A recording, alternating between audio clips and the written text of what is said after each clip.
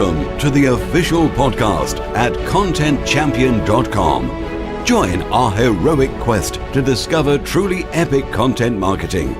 Introducing your host, the content champion himself, Loz James. Hi folks, welcome to episode 27 of the Content Champion podcast. I'm delighted that my guest on the show this time is none other than renowned marketing strategist, best-selling author and globally in-demand speaker, David Meerman Scott. Author of the industry classic, The New Rules of Marketing and PR, and many other highly regarded publications, it's David's more recent book, Newsjacking, that we're discussing on today's show. As an ex-journalist, I'm fascinated by newsjacking, and it's a technique businesses of all sizes can use to gain attention online. With someone of David's experience on the podcast, I was excited to start our interview. So let's dive in. Thanks for coming on, David. Hey, it's great to be here, Loz. Today we're going to talk about newsjacking, the content marketing strategy from your best-selling book of the same name. Before we kick off though, you're a renowned marketing and sales strategist and the author of many popular books. But how did you get started in this industry? You say on your website it was an accident. I was actually doing this kind of stuff before we had names for it, before people talked about content marketing and that sort of thing. Back right at the beginning of the web, like for example, I was writing press releases and putting them out through the press release distribution wires simply for search engine optimization purposes, for example. And that was in the late 1990s. So I was definitely doing content marketing or inbound marketing, whatever you want to call it, before anyone had names for it. And then in 2002, the company I was working for was acquired by Thomson Reuters, and I got fired.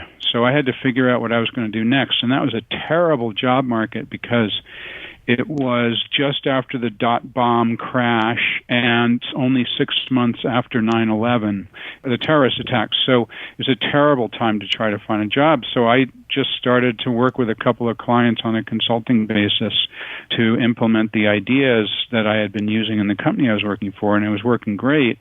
Then I started to write about it. I started my blog in 2004. I wrote my first content marketing book in 2005. No one's ever heard of it. It's called Cashing In With Content. A little bit dated now, but it was the first content marketing book. And then New Rules of Marketing and PR, my international bestseller, came out in 2007. And I've written 10 books. Well, it's a real pleasure to have you on, someone of your experience. Let's turn to newsjacking, if we may. I've just read your excellent book, but for those that don't know, can you outline the concept behind this strategy, please? Yeah, of course. It's basically the idea of, and I call it the art and science, because it does take both things, of injecting your ideas into a breaking news story in order to get attention for your business and to get coverage in the media and through social media.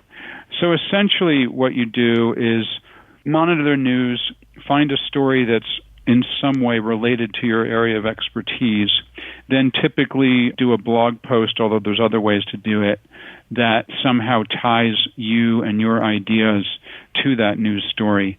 And then hopefully the media will find it and people will notice it through the search engines and whatnot. This is really the ideal strategy for small businesses, isn't it? Because it allows for a David and Goliath approach to marketing. If you like, we can all play with the big boys and beat them, can't we? Oh, yeah. That's one of the things that's really great about it. I mean, for example, Trent Silver is a 22-year-old entrepreneur, and he's got a couple of different businesses, but one of his businesses is called Cash for Purses. What he does is he buys people's used handbags, purses online, and then fixes them up and sells them on. And it's just a one-person business. You know, he's young, 22 years old, and so what he does is he looks for stories that he can hang his ideas off of. So, for example, about a year ago, Lindsay Lohan, it was being reported, was having money troubles. And, it was all over the media that she was running out of money and, nobody wanted to hire her to do films anymore. So he then offered to buy Lindsay Lohan's purses from her. And he did that through a blog post. He did that through other forms of social media. And the media found this and they loved it. And so he got stories written about him, written about this in the Huffington Post, in the Inquisitor, and a bunch of different publications. And interestingly, every single story talked about Lindsay Lohan's money troubles and then talked about how the key to her salvation, and that was even one of the headlines, is that she could sell her purses to Cash for Purses. And they even had the URL to his website. And he uses this technique, newsjacking, to generate attention for his business. Of course, it's completely free to do this, and generates great results for him and many other people. As an ex-BBC journalist myself, okay. This technique fascinates me because journalists always need this type of timely information, don't they? And I guess this makes the strategy evergreen, but you've got to be, as you say, quick off the mark with it, haven't you? Well, as a journalist, you would clearly understand this. I worked in a journalism company for many years. I was Asia marketing director for a company called Knight Ridder, which at the time was the second largest American newspaper company. And I was based in Asia for 10 years with them. And so, yes, journalists, when there's a breaking news story, particularly when it first breaks, everyone's looking at the same information. You know, there's a report that there's something happening. You know, the government issues a report, or there's some kind of, I don't know, if it's business related, maybe there's a company acquisition, whatever it is. And all the journalists, and particularly in this era of real-time journalism, everyone's scrambling to figure out if they can get an angle on the story that nobody else has, because everyone already has the facts, right? So the idea of newsjacking is if you have a little take on it, throw it out there, because the journalists can find it instantly, because they're all doing searches on Google and on social networks right then in order to find additional information to put in their stories. And that's illustrated really well by an example from a company called Eloqua. They're a marketing automation software company. And the CEO of Eloqua, his name's Joe Payne, noticed on his smartphone one of his biggest competitors, a company called Market to Lead, had just been acquired by giant company Oracle.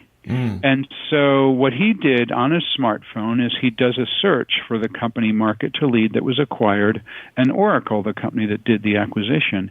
And there was only one hit in the Google search engine for that acquisition, and it was the announcement that Oracle made. So Joe, being the CEO of the competitor, knew he had a tremendous opportunity to help define what this means to the market, what the marketing automation software business is, and all sorts of other things that he knew that journalists and analysts were going to be looking for at that precise moment. So he wrote a blog post called Oracle Joins the Party, and he talked about how this acquisition is great for the marketing automation software business, of which, of course, his company is a player. He had quotable quotes. He had data that the journalists could cite. I mean, all sorts of really great stuff in that blog post. And then that blog post was released within several hours after the acquisition was announced. Then he ended up being quoted in stories in PC Magazine, Information World, Bloomberg Business Week, a whole bunch of publications. Every single one of them, when they wrote about this acquisition, they all quoted him. And then they did something really clever. They then emailed a link to that blog post to everybody in their database. And that then turned into a sales opportunity, because many of the people in their database were either existing customers of the company acquired Market to Lead, or they were considering buying a product from either Eloqua or one of the competitors, including Market to Lead, and they generated over $1 million worth of new business from that one blog post. And so that's the power of this stuff, because the journalists are scrambling for information in a breaking news story. And if, like Joe Payne, the CEO of Eloqua, you have a piece of information that can be helpful, then you got to get it out in the form of a blog or some other way that people will find it. Now, there's a little punchline of the story, and that is that about a year after that happened, Oracle also bought Eloqua. So they certainly got their attention by doing some newsjacking on one of their announcements, and then they were also acquired as well. I love all these examples. It's really about creative thinking, isn't it? I don't want to give too much away about the book, but you've got some great legendary newsjackers in there like Larry Flint of Hustler fame and things like that. It really can work, can't it? Even if you're a small business owner as well as the CEO of a large corporation. I think that's absolutely right. I think, Trent Silver, I mentioned in my first example, 22 years old, runs a one-person business.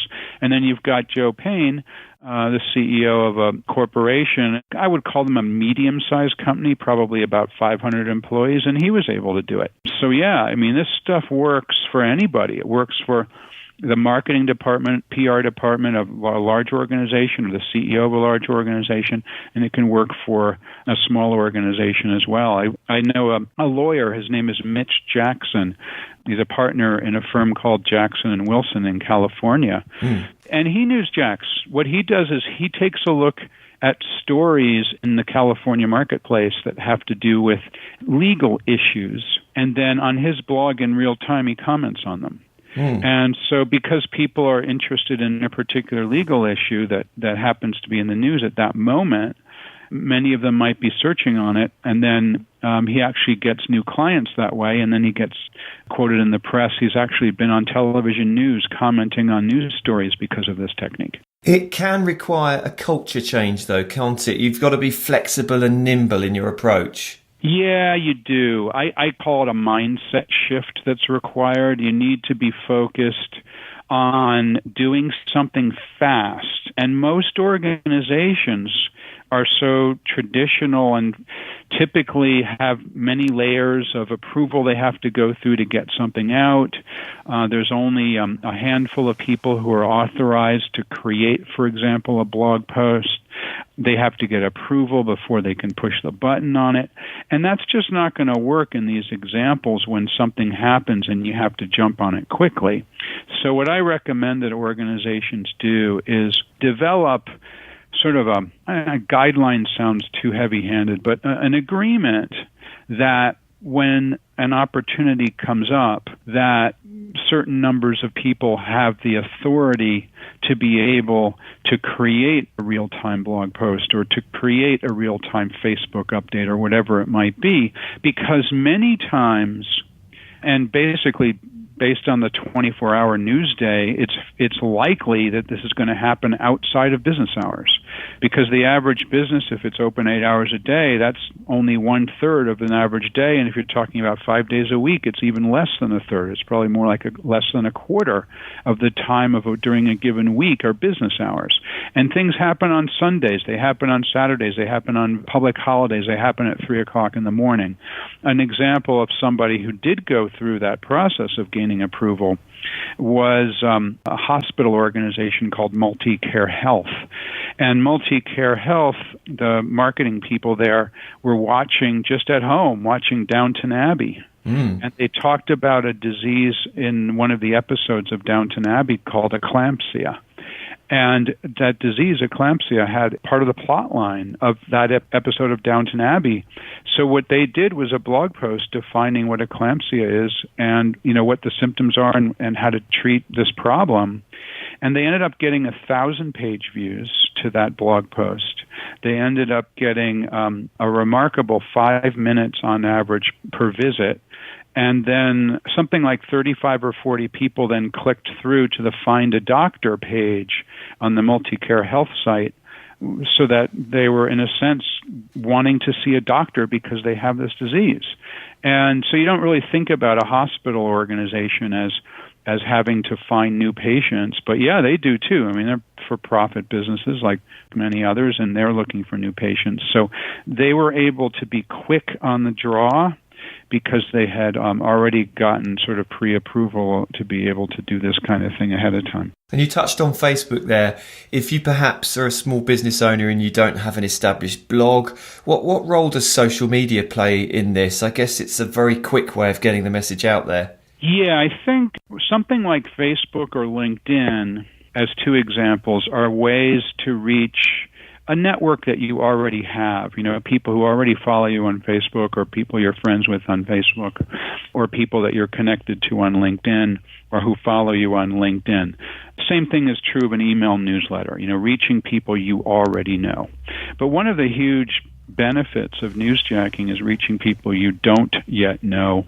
So another way to do that, if you don't have a blog, is with Twitter, because frequently when news breaks, there will end up being a Twitter hashtag or some other way that you can use Twitter to communicate. And so sometimes you can even find out what reporters are working on stories, because the reporters might tweet something out using the hashtag, hey, looking for experts in such and such a subject, and then you can just tweet back to the reporter if you've got an expertise in that particular subject. So there's a number of ways that social media can help.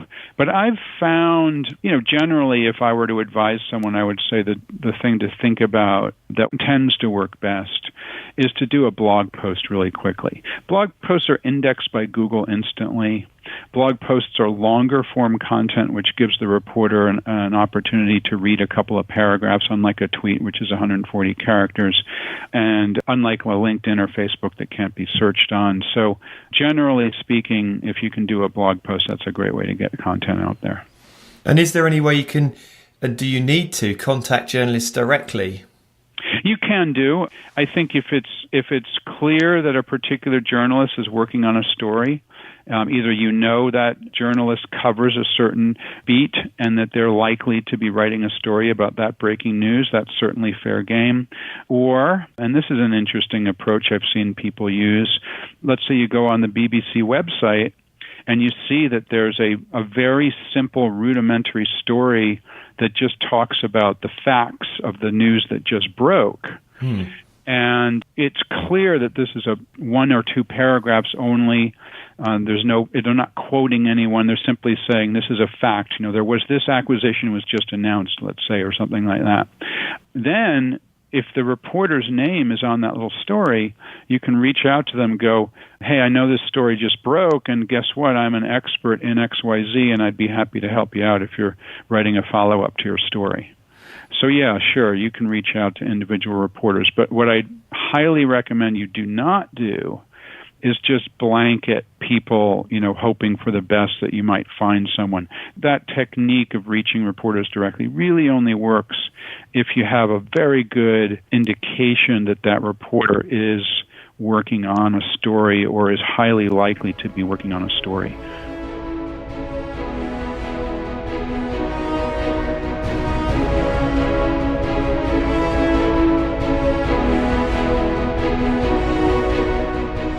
You're listening to the Content Champion Podcast, showcasing the best content marketing strategies across the web. We're back with David Meerman Scott. I've seen some examples today. There are pitfalls, obviously. You have to judge the tone correctly. I'm not going to mention the story, but there has been the death of a prominent celebrity. People newsjacking that, and it's dreadful. It's terrible. I've seen a number of examples of that. Because I wrote the book called Newsjacking, a lot of people send me examples. They send me good examples. They send me bad examples. I've gotten a number of people who have sent me notes about this bad example, and I think it's terrible. And I think that unless you have a very strong tie to a negative news story, that you should try to avoid newsjacking negative news stories. Again, unless you have a particular tie to that story, particularly if that negative news story involves death or destruction in any way. So I'll give you an example. Hurricane Sandy came up through the American East Coast, I guess it was about maybe 2 years ago, a year and a half ago, I can't remember exactly. And it was a huge hurricane. It created an enormous amount of damage, $50 billion worth of damage. There was just under 100 people who lost their lives tragically. There were millions of people who were without power for, in some cases, several weeks. I mean, it was a very, very big storm. And some people newsjacked that story. And American Apparel is a clothing company. They newsjacked the story. And what they did was they offered people who were located in the U.S. states that were affected by the storm, they offered them 20% off on any online purchases that they made in the next week.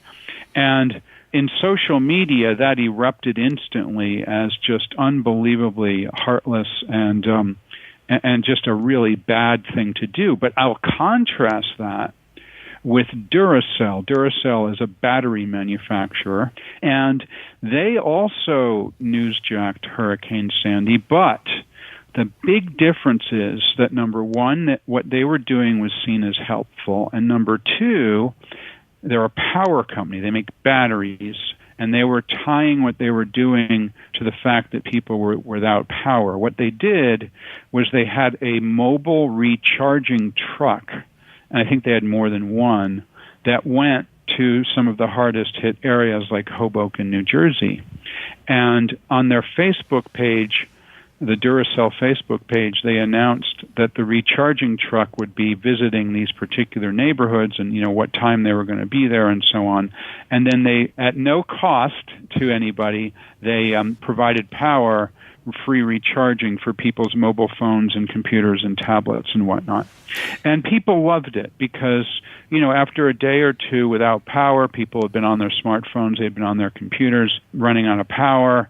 They provided this free high-speed charging stations, and people really liked it. So now that's an example it's still an example of a story that has negative connotations because it's still that same hurricane. But the difference is that the company that was newsjacking in this case was a company that had a very clear tie to the story, and in fact, by the fact that they are a power company, they make batteries, and number two, what they were doing was seen as extremely helpful. Those two examples side by side, there's a point that really hits home in your book where you talk about business leaders having a problem empowering staff because of those guidelines you talked about earlier on.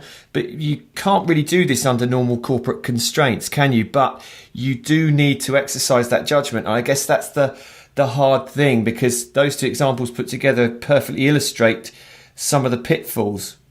Yeah, I think so. And I think ultimately it's really hard to write down all the rules. And I think that any company that tries to do it is going to fail. I mean, you can't say, we had the hurricane come through, right? So you can't make all the rules about what to do in a hurricane. Then, a famous celebrity dies, you can't make all the rules of, what to do if the celebrity dies. In other words, the right approach, I believe, is hire smart people, give them, a bit of an education about how this stuff all works, and then give them some coaching as they go along. But then ultimately, if it's going to work, you need people who are going to be able to be agile, who are going to be able to need to make decisions on their own, and then, take a little bit of a leap off the cliff and get the stuff out there.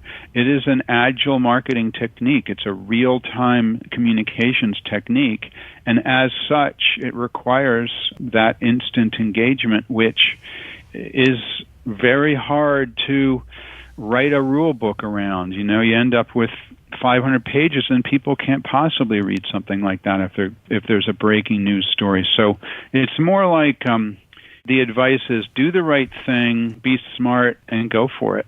Okay. Just before we start to wrap things up, could you remind us where we can find you online and where we can buy Newsjacking and some of your other books as well? Yeah, sure. I am on Twitter, DM Scott. That's DMSCOTT.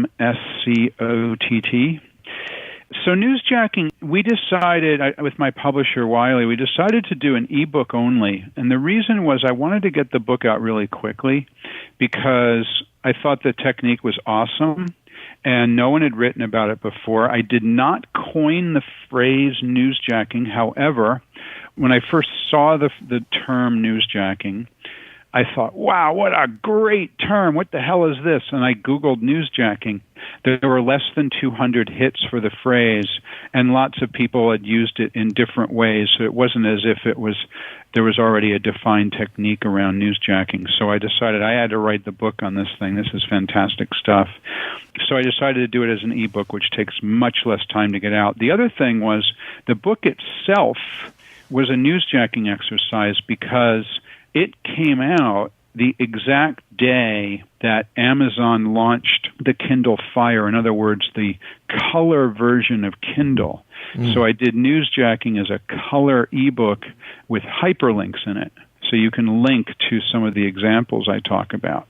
Now, what's cool about that is a lot of the stories that talked about the new Amazon offering also mentioned, because I newsjacked it, my book, which was the first business book to take advantage of this new format in the Kindle. So anyway, it's available electronic only as a PDF on Kindle, on iPad, on Nook, and a bunch of other sort of ebook formats. My other books are available all over the world. My book, New Rules of Marketing and PR, is in 26 different languages, so that thing's available all over the place. Wait for it, listeners. Here comes the PS question. And just before you go, a quick curveball. I call it the PS question. PS. The really good journalists are good at that one. I got so tripped up once when I was talking to a journalist, did this long interview, and then, just about to go, he throws one of these PS questions. And I saw it coming, but I failed to duck, and I stupidly answered the question, and that was the only thing that got in the story. And, of course, it was a silly answer, and I ended up getting a lot of crap for it. So, what's your last question? My last question is not going to be that bad.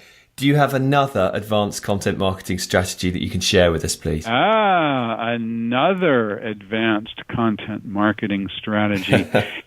I really do like anything that has a real-time component to it. And I just think it's a fascinating way to take advantage of what's going on out there. So I would call it cousin of newsjacking.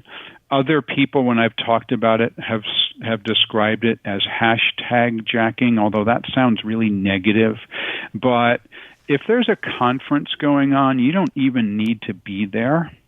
If you know a conference is going on and you know what the hashtag is for that conference, and you have something valuable to add to the conference as it's going on, you can actually create a tweet using the conference hashtag and get something interesting into the market. And if you do it cleverly in a way that can be seen as adding value rather than trying to pimp a product, you can do really well. The first time I saw this work where I went, oh my God, that was cool, was I was speaking at an event in Amsterdam. This was a while ago, 4 or 5 years ago perhaps. And in the middle of my speech, and there was a hashtag for the event.